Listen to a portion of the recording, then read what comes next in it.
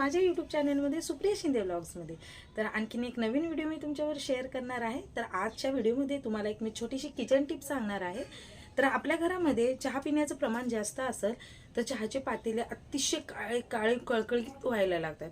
तर एक साध्या सोप्या 2 रुपयाच्या गोष्टीने तुम्ही हे पातेले खूप क्लीन नवीन चकचकीत करू शकतात। तर काय आहे कसं करणार आहे पुढे व्हिडिओ जोडला आहे, त्याच्यासाठी तुम्हाला व्हिडिओ शेवटपर्यंत पाहावा लागणार आहे। तर चला तर मग जास्त वेळ न घालता आपण व्हिडिओला सुरुवात करूया आणि पाहूया की आपले जुने पातेले अगदी नव्यासारखे आणि चकचकीत कसे करायचे। माझं चहाचं पातेलं बघा अतिशय काळं झालेलं आहे। सकाळचा पूर्ण चहा याच्यावरती झालता, तर बघा कसं काळं झालेलं आहे।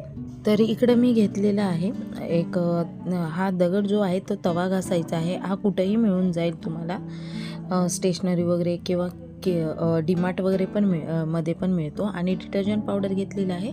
थोडा जो दगड आहे तो थोडासा मी बारीक करून घेणार आहे खलबत्त्यामध्ये घालून। आणि तारेची घासणी घेतलेली आहे। थोडंसं आबडधोबड वाटून घ्यायचं आहे ह्या दगडाला आणि मगच त्याचा उपयोग करायचा आहे। बघू शकता तुम्ही मी खलबत्त्यात घालून वाटलेला आहे। आणि डिटर्जंट पावडरमध्ये ह्या दगडाची पावडर घालून घ्यायची आहे। आणि आता काय करायचं आहे, ह्या दोन्ही गोष्टी व्यवस्थित मिक्स करून घ्यायच्या आहे हाताने। तर तुम्ही इकडं ग्लोव्हचा पण हातामध्ये उपयोग करू शकता। जर तुम्हाला असं वाटत असेल की ह्याचे पार्टिकल्स हातामध्ये घुसतील तर असं काही नाही होणार आहे। तर बघा, तर अशा प्रकारे मी चहाच्या पातेल्यामध्ये हे दोन्हीचं पावडर घालून घेतलेलं आहे। आणि चहाचं पातेले बघा अतिशय घाण झालं आणि जळायलं। तर बघू शकता तुम्ही लगेच निघायला लागतं, ह्याच्याने लगेच सगळं निघायला लागतं। थोडंसं घासण्याची मेहनत आहे।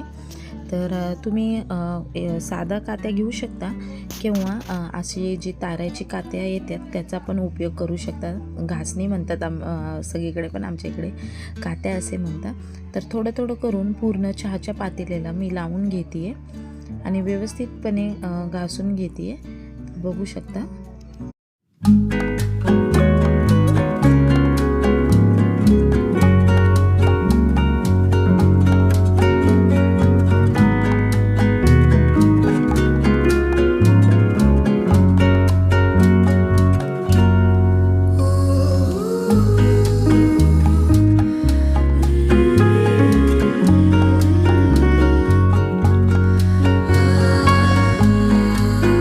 स्टेपला काय करायचं आहे, जो उरलेला आपला दगड होता त्या दगडाने आतून जिथं तुम्हाला जास्त काळे डागे वाटतात ते दगड असा ह्याच्यावरती घासून घ्यायचा आहे।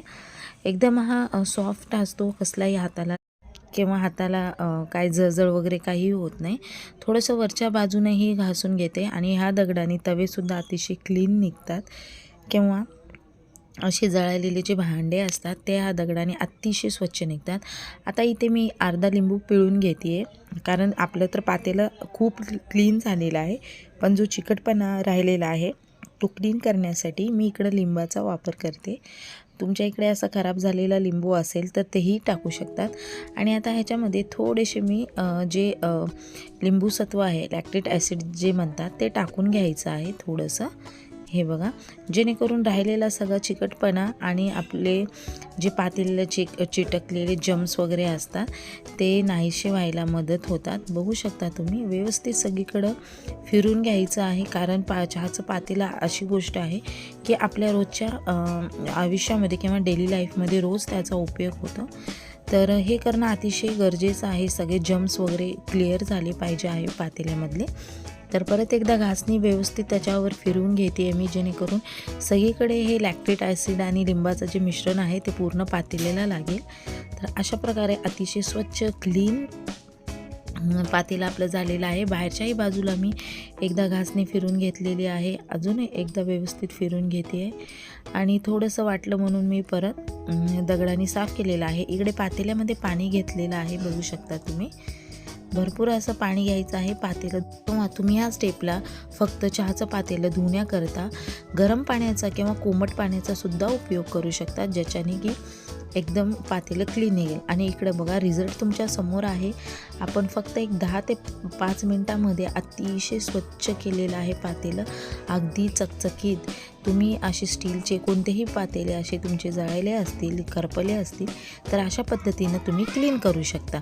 तर बघू शकता तुम्ही पातेलं पातेलं किती क्लीन झालेलं आहे. अगदी असं वाटतंय की नाही नवीन आहे किंवा विकत आणलेलं आहे.